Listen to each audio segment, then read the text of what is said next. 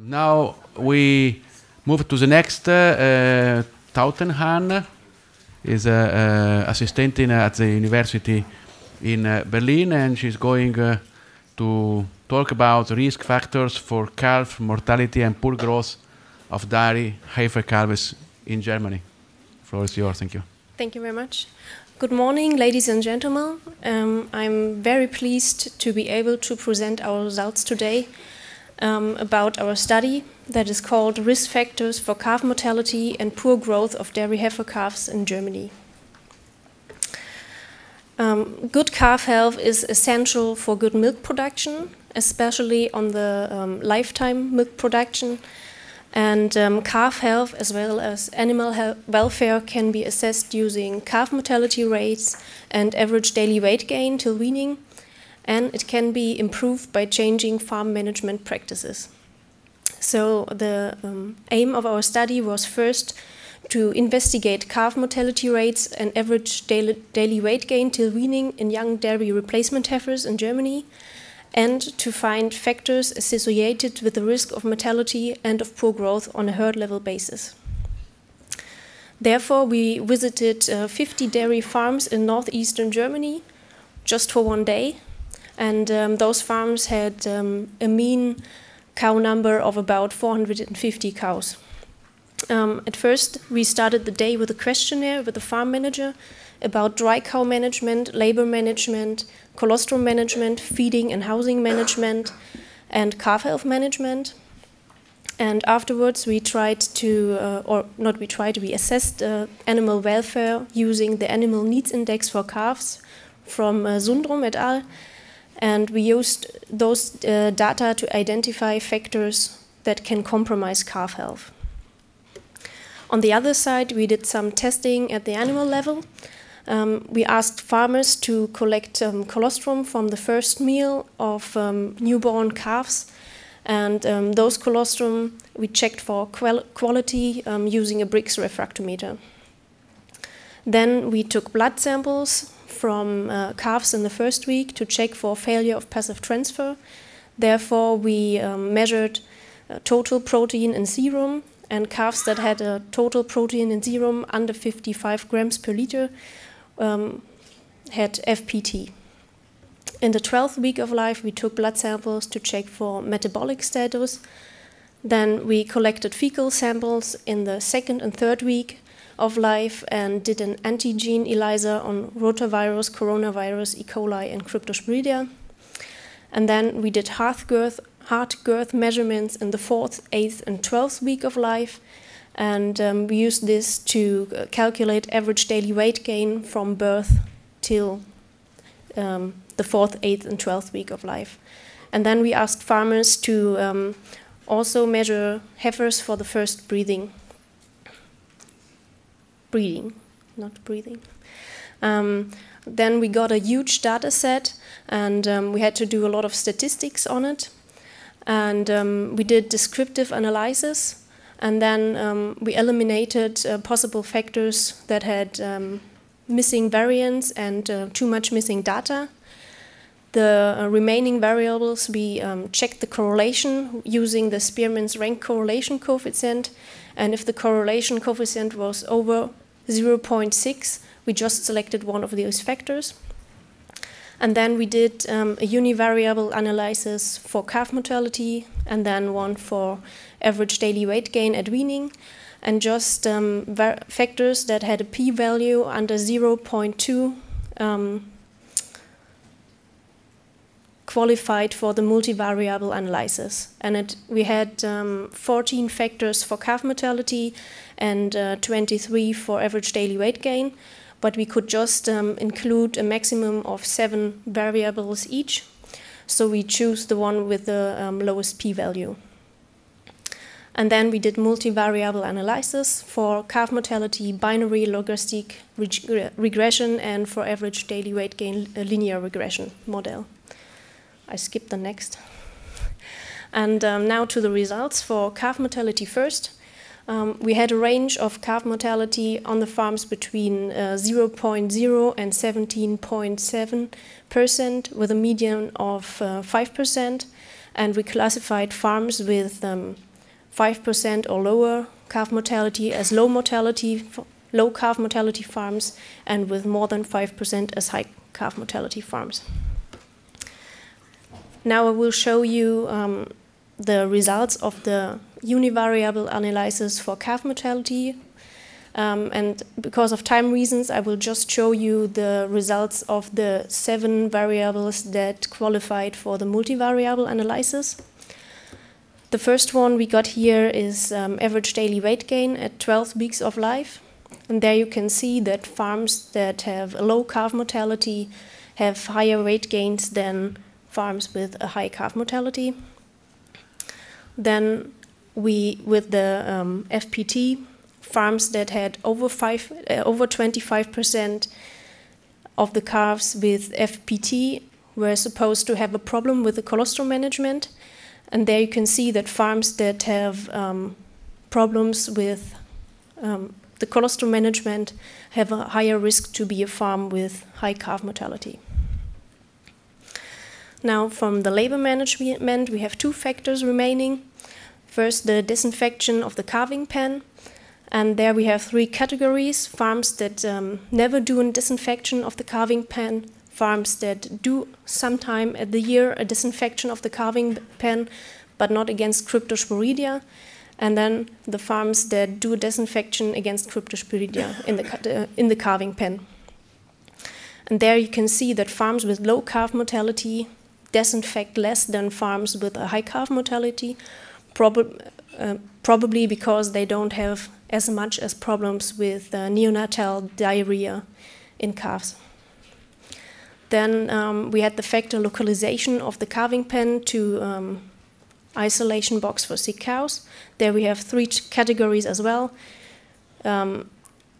First is together, so the calving pen and the isolation box are the same area. Then close by, they are just next to each other and separated. Usually they're in separated barns as well. And there the results are very different. And there's possibly, in farms with a low calf mortality, there's no need, or there wasn't no need to this time to implement a separate isolation box for calves and cows as well. Then feeding management, we saw that farms with low calf mortality tended to introduce calves in the first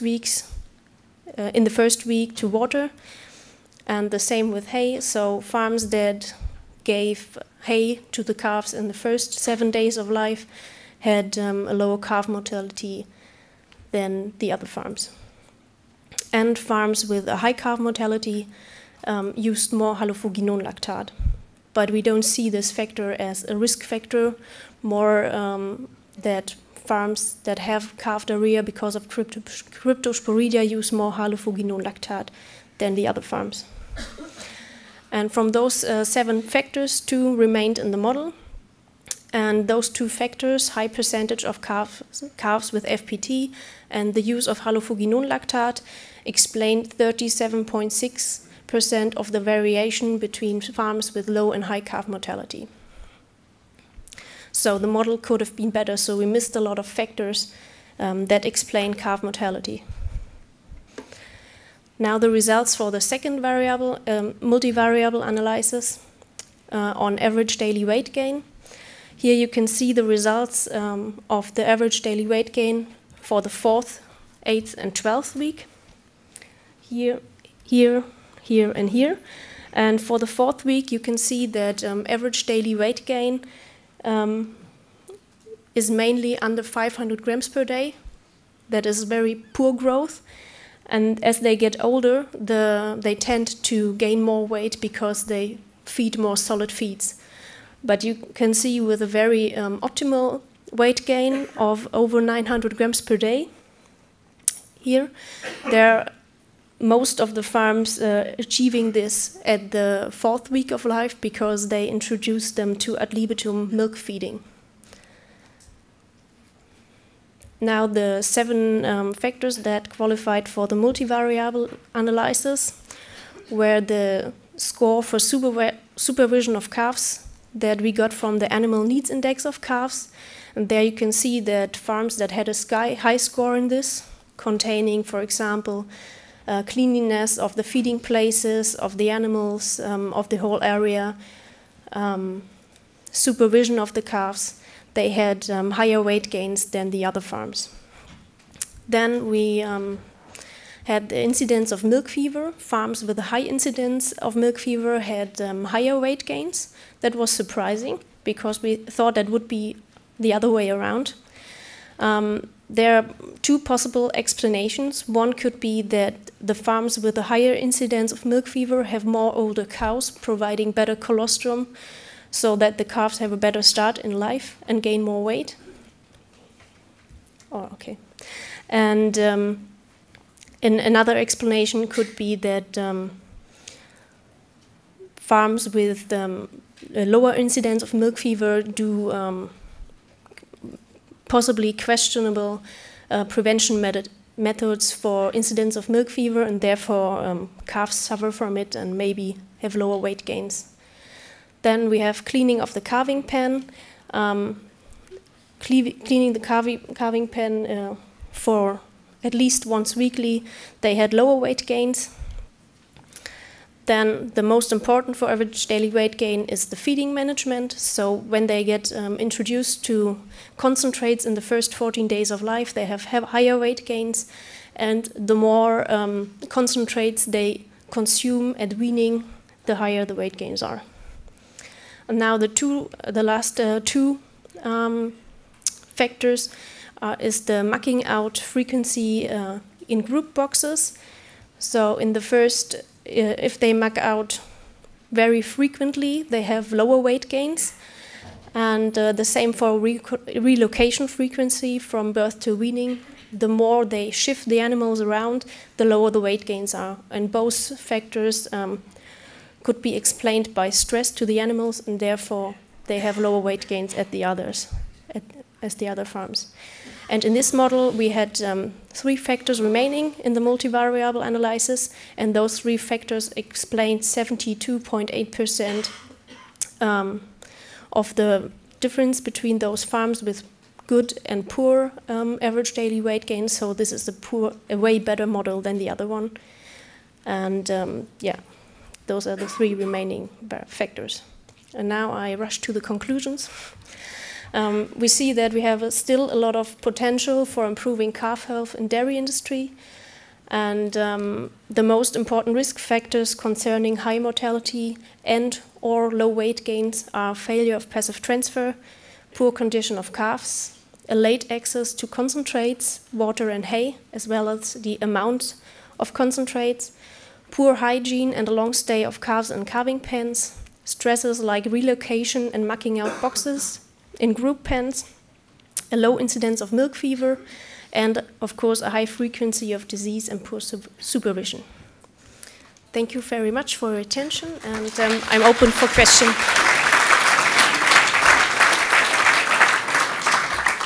Thank you. We have some time for 1 or 2 questions. Yes, Geoff, please. Very nice presentation.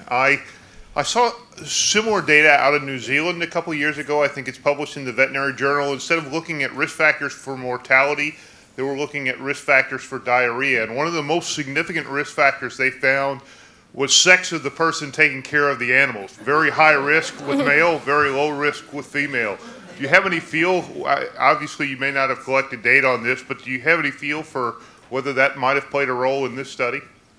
This plays a high role because neonatal diarrhea is the main cause of death in calves in Germany as well.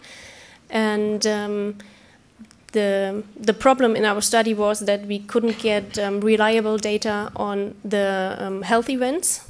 We just had them assuming how high the percentage of calves is that had neonatal diarrhea. And there was a tendency that that farms that had a high percentage of neonatal diarrhea had higher calf mortality, but it was not significant and the data weren't good. And with the caretaker, we have, most of the farms have female caretakers. Okay, thank you. Yeah. Okay, thank you. Another question there, yes? Something surprising was that the farms in which the cleaning of boxes was more frequent had higher mortality. Yes. Frequent washing shortened the life. You mean the cleaning of the calving pens? Yes, I think that they were made not properly. I think. Yeah, that's popular, a problem we have in most of the farms, that they do some cleaning, but it's not done properly, and they don't have times to leave the place to dry, and then usually they just get out the straw and manure, and then they put a new straw and put on the cows back again. There's a problem there. Good. So Mrs. Tautenhahn is for sure available for more discussion during the coffee break. Now we have to move to. Thank you. Thank you very much. We move to